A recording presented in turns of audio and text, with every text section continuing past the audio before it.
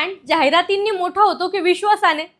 आज मी तुम्हाला अशाच एका ब्रँडची गोष्ट सांगणार आहे जो 2004 मध्ये एका जिद्दीतून सुरू झाला.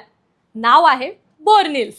याचे फाउंडर नील सावे आणि अक्षय लाड यांना पालघरच्या बोर्डीमध्ये एका अशा फळाची ताकद समजली ज्याच्याबद्दल कोणालाच माहीत नव्हतं. हे फळ म्हणजे सोरसूप. यालाच मराठीत लक्ष्मण फळ असंही म्हणतात. आणि यांनी ठरवलं की हे निसर्गाचं देणं घराघरात पोहोचवायचं. तुम्हाला माहित आहे का याचं नाव बोर्निल्सच का आहे? कारण या ब्रँडचं हृदय आहे पालघरचं बोर्डी गाव. तिथल्या मातीचा अंश म्हणजे बोर आणि फाउंडर नील सावे यांची मेहनत म्हणजेच त्यांचं नाव नील.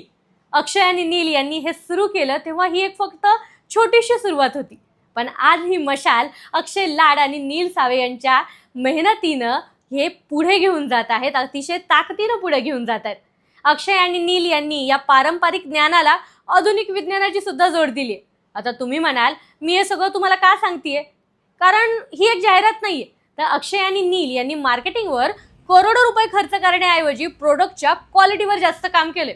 आज हे लोक कॅन्सर रुग्णांसाठी एक आशेचा किरण बनलेत. त्यांचं बोर्निल्स फाउंडेशन गरजू रुग्णांना सवलतीच्या दरात मदत करतं. पोलीस आणि सरकारी कर्मचाऱ्यांसाठीही त्यांचे खास उपक्रम असतात. विचार करा, एखादा ब्रँड जेव्हा नफ्यापेक्षा जास्त लोकांच्या आरोग्याचा विचार करतो तेव्हा तो ब्रँड नाही राहत, तर तो एक आधार बनतो. त्यांचं सोरसूपचं ज्यूस असो किंवा ते रिफ्रेशिंग टी, यात कोणतेही ॲडेड केमिकल्स नाही आहेत. बोर्डीच्या बागांमधून थेट तुमच्या आमच्यापर्यंत पोहोचणारं हे त्या फळाचं शुद्ध रूप आहे.